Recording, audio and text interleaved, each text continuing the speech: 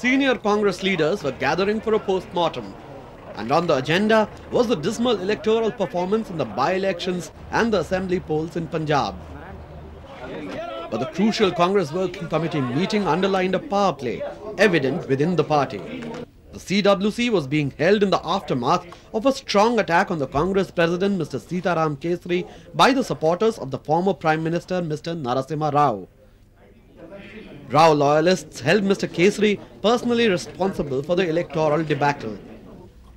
The CWC set out to discuss the Punjab election disaster and the issue of giving party tickets to congressmen charge-sheeted in corruption cases.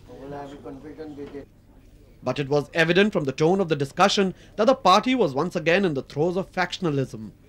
Off the record, senior leaders candidly admitted this, but on record, they all denied reports of a rift between the two senior leaders. The CWC also debated on the issue of extending support to the United Front government. The party had of late been sharp in its criticism of the Gowda government policies. And analysts maintain that this, with the budget session of Parliament round the corner, the Congress was only positioning itself. Moreover, the recent election results, the Bofors controversy and the negative press received by the party meant that the party would have to take a more aggressive stand. Party leaders felt that it would dispel the impressions going around that the party would never withdraw support as it was scared of a mid-term poll.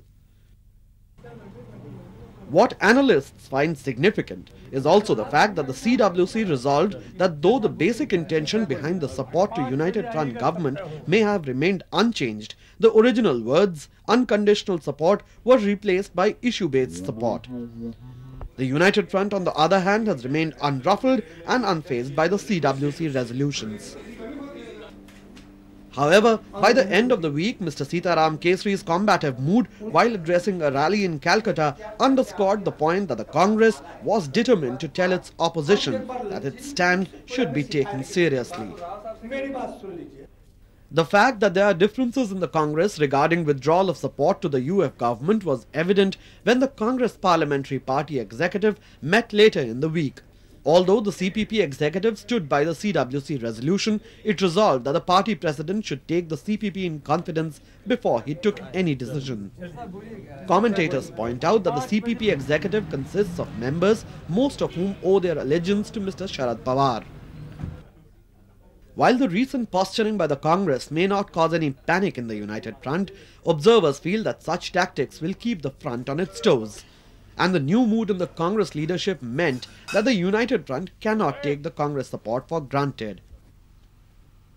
The budget session will, however, demonstrate how much sting there is in the threat spelt out by Mr. Kesri's 111-year-old party.